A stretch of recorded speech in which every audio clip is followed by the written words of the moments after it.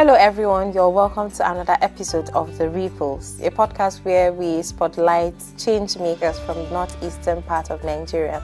And today we have one of AUN professors, Professor Peter Genger, who would be sharing with us on his research work on hybrid peas and why it's important in relations to indigenization. You're welcome, Prof.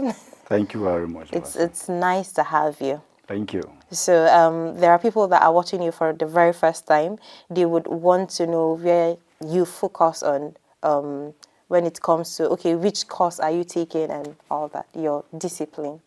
Okay, as Raleigh introduced, that's my name. Specialize in peace and conflict studies, and my concentration is indigenous peace wisdom. And of course, talking about indigenous peace wisdom, this will relate it to a lot of other topics, because indigeneity itself, as a topic of discourse, is universal. So it relates you to computer, it relates you to software, it relates you to food, it relates you to aeroplane, it relates you to everything. So in this case, in relation to hybrid peace, what does that wisdom, what does indigenous wisdom, right, portray itself in the discourse on hybrid peace? And what innovation is this discourse on indigeneity bringing into the hybrid peace conversation or discourse or processes or system that are already going on? So I'm backgrounded in peace and conflict studies, concentrated on indigenous wisdom in relation to everything, trying to portray indigeneity as far as that conversation is concerned. So, Prof, with that, what keeps you excited in that field? What do you love most about what you do as a professor? Okay, I'm so excited because, rather in the field, because I feel that I'm convinced so, like many others, if not all of us, that serenity of mind and the environment, which offers us the opportunity to flourish and achieve our potentials, right, cannot be replaced by anything, cannot be replaced by money, cannot be replaced by power, cannot even be replaced by health, because healthy people can be messy people. So every one of us needs that peace, which is serenity on the inside and the outside, to achieve our purposes. So being an advocate, being an educator, being a practitioner, for peace, and in fact, advancing that with indigenous wisdom is my ultimate joy. And I do that with every sense of passion unreservedly. As just like you said, being an advocate, practitioner, and then recently you did a research work on hybrid peas. So if there's somebody that is watching you and then he's hearing hybrid peas for the very first time, how would you explain that to that person? In the field of peace and conflict studies, hybrid peace formula came in later on more formally. But hybridity in itself has been with humanity for the course of time. But technically and practically in the field of peace and conflict, it emerged as a later development. Initially, what we have as IR, international relations, is a peace building strategy. The Europeans had conflicts all along in their history. Then mixed with Christianity, the Pope always brought them together to make peace. This built up until the Rome Council, right, in the 16th century. And they said, okay, every kingdom would now have to become a nation so that you no longer fight either to gain land or get any advantage over the other. And that there was going to be peace, because the Catholic Church under the papacy was very influential, and the princes and princesses and kings who were Catholics at that time had allegiance and good relationship with the church. So the church became an arbiter during conflicts for peace.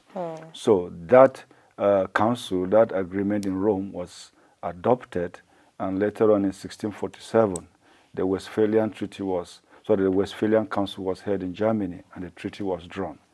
Every kingdom ends where the map or the landmark exists. It becomes now a nation. And no nation exists in isolation. That you interact or interrelate with another nation on various bases, economic, political, or anything at all, even cultural. Therefore, international relations emerged. So peace building gave birth to international relations.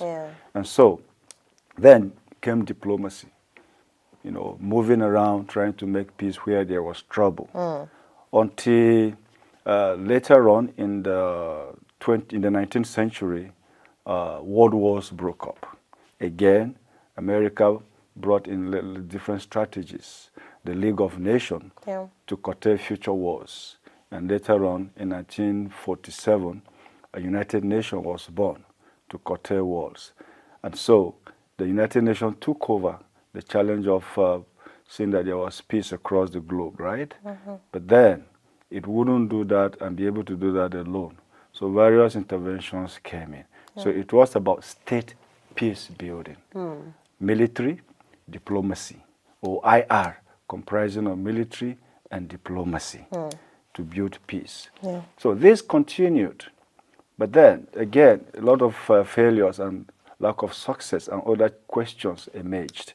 And one of the prominent questions was, and this was later in the 20th century, and this gained momentum in the 21st century. And the question was, why are you bringing scripts from outside to local communities facing conflict?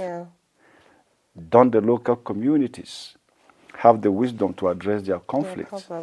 And so you find scholars now beginning to explore on local peace building. Richmond, McGinty, and many others said you work with the local peace building. So local peace building became the model.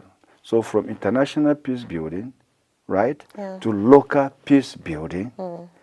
But then the definition of local peace building by these scholars and experts was a mixture of whatever was local there. Whether it came from outside, whether it was generated from the context. Right. So then arguments came up again. Since the international has always had the advantage, now mixing with the contextual one to form the local, it still has advantage over the local. It is dictating to the local what to do. So arguments came up and said, well, it is still imperial peace building. It is still impositional peace building. It is still colonial peace building. Right. So let the local rise up, because before the international came, the local was operating. It's not as if the local was not able to address its own quagmires or problems, right? So what about the local peace building? Moreover, the international is suppressing the local, so it's violence. It's called peace violence or violent peace building. So the voice for emancipatory peace building came up. Let's emancipate any conflict-afflicted community.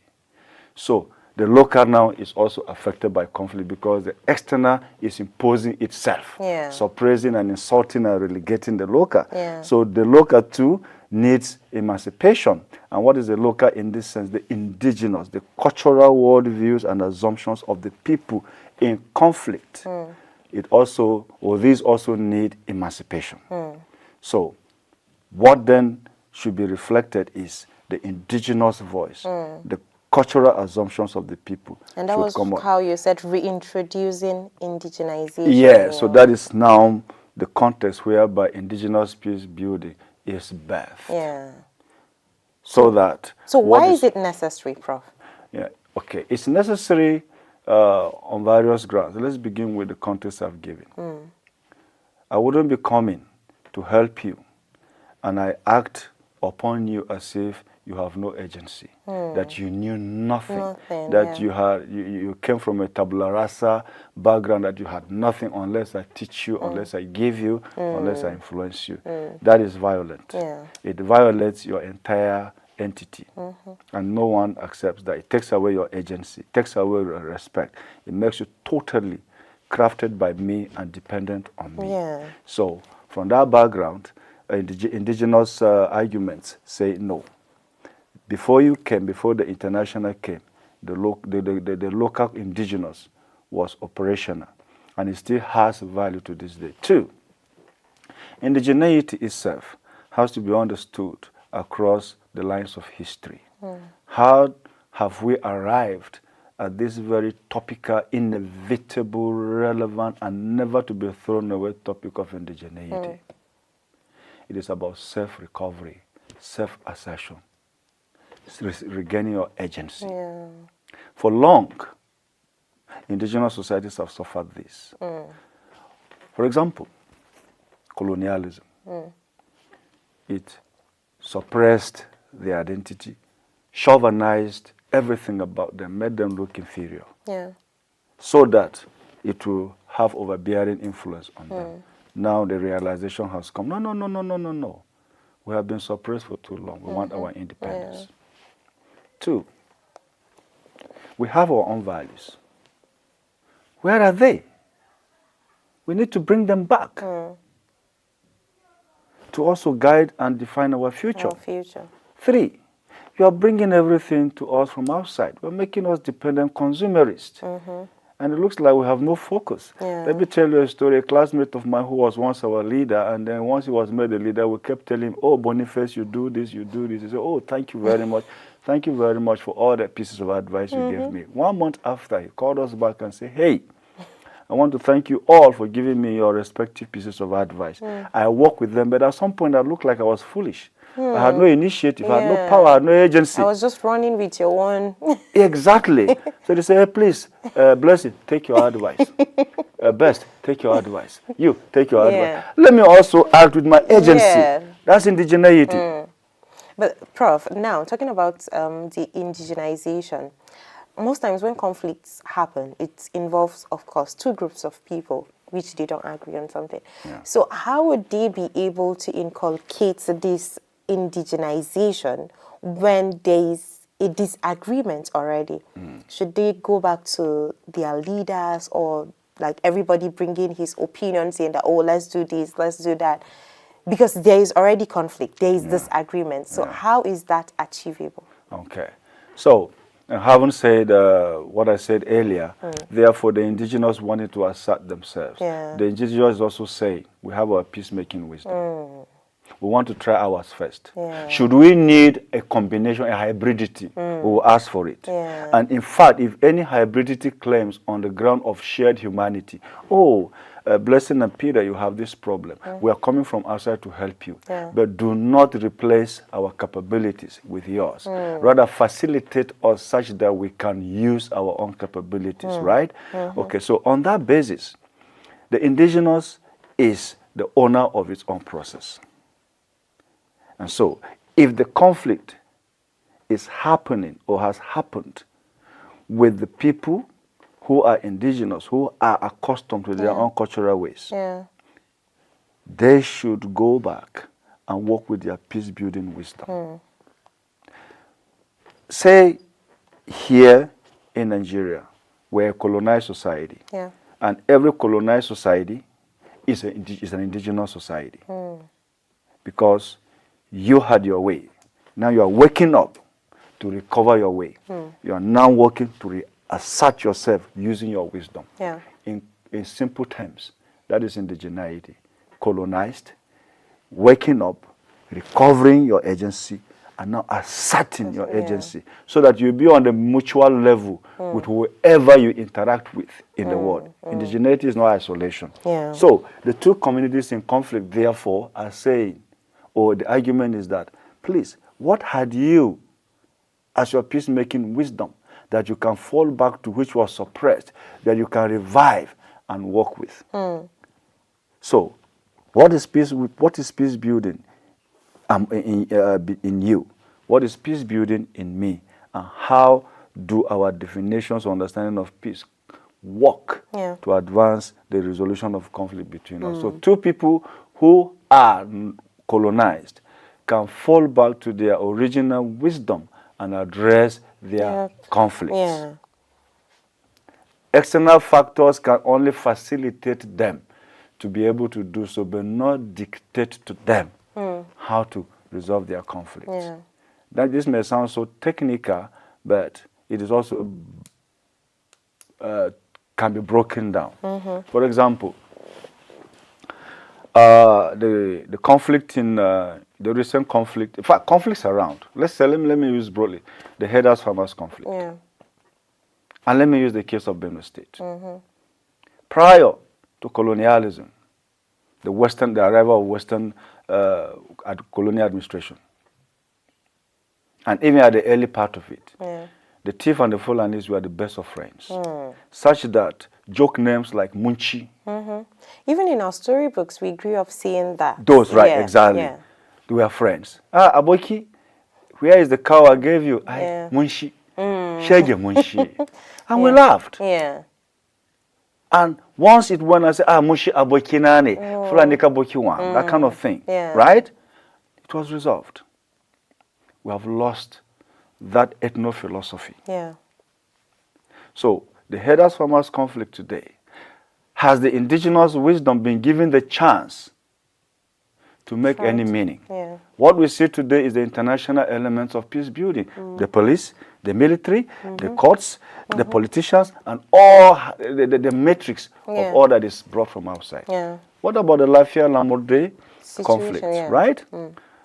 These communities existed before the full blow of this Western system of political organization.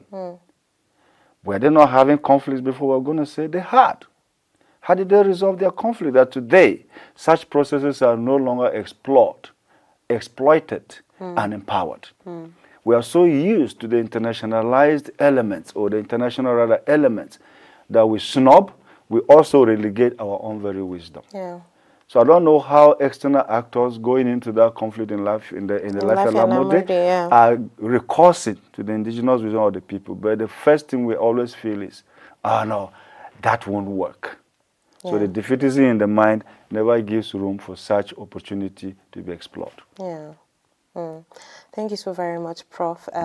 Looking at time is not on our side. I would just want you to make a comment now. How can peace building be enriched from the scratch level, especially just like the recent happening that happened in Lafia-Lamurde, which you mentioned.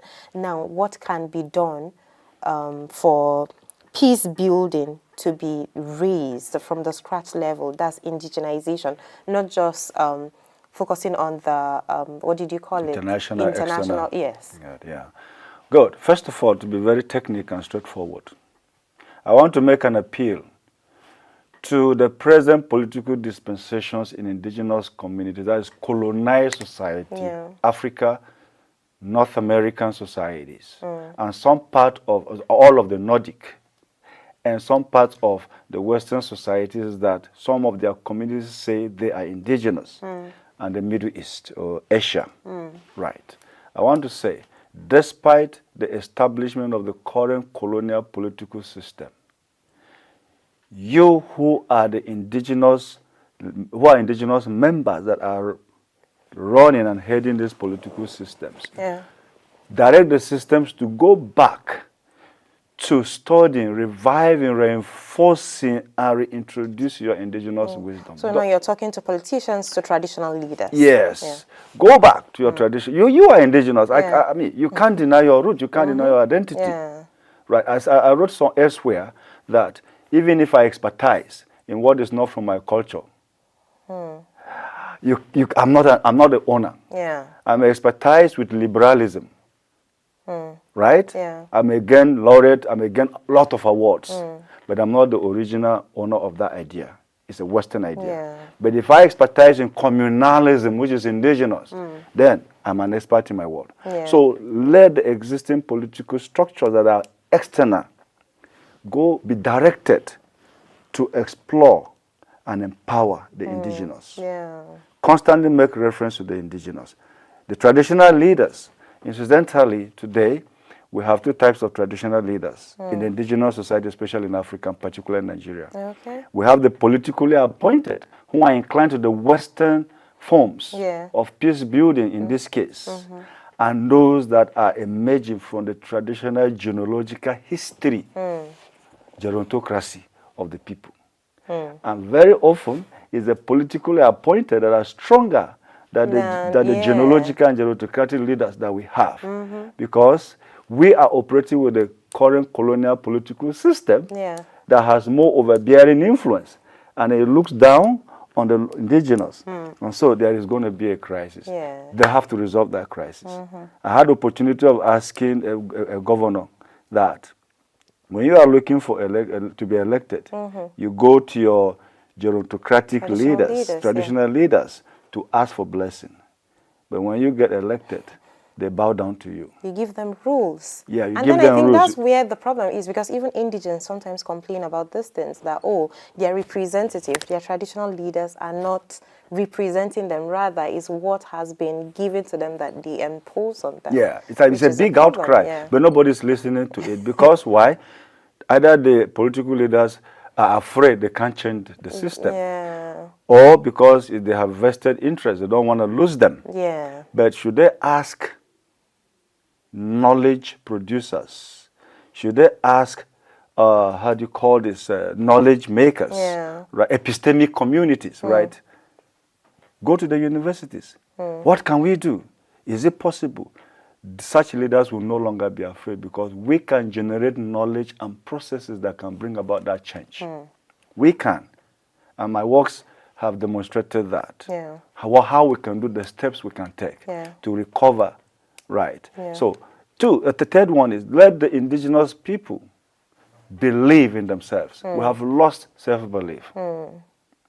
Even as I speak to you now, are you confident that indigenous wisdom will solve most of our conflicts in this country? There is a question mark. I do not blame you if you do not believe, because we have been overfed, overwhelmingly so, with the idea that, no, this is not useful. The current, the mainstream now is the most successful one. But we have to reverse the order.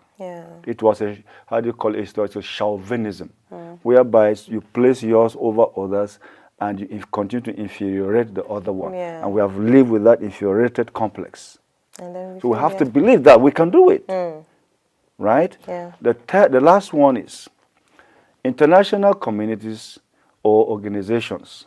They have been called upon in several works, and I've reiterated that also in my works. I guess this one too, this one on hybrid peace. That since the indigenous also needs to be emancipated and become self-expressive. When you are coming from outside, henceforth, your peace-building programs should be redirected towards emancipating the indigenous. So help the indigenous to rise up and address its own problems. They should identify it and be able to bring a solution. Not to be telling them any longer. So help them to rise up and solve their problems. And can I tell you an interesting thing? Let me hear. The African Union, which emerged from the Organization of African Unity, after the Rwandan genocide, which the international community didn't do anything to thwart it. And Africa that was already dependent, indigenously, that was dependent on the external, we are watching and helpless, and the Rwandan genocide went on. After that, in 2000, they said we are changing from OAU, whose principle was do not intervene because of sovereignty, now to AU, an African Union of Brotherhood. So now we are going to intervene even when there is sovereignty, because we are each other's keepers. And their slogan and mandate for you, for me, for everyone is, henceforth, we should produce African solutions for African problems. African solutions for African problems. Indigenous solutions for indigenous problems. Prof, I'm going to bring you back on this show so that we would expand on that. Thank you so very much for joining me. So I want to appreciate you, for joining me. Next time we'll bring you, because you're here with well of wisdom and knowledge, but then time is really not permitting us to hear all that. Thank you so very much. And with that, I would want to say thank you to the Marketing and Communications Department of the American University of Nigeria. I, Blessing Morris, is saying bye for now.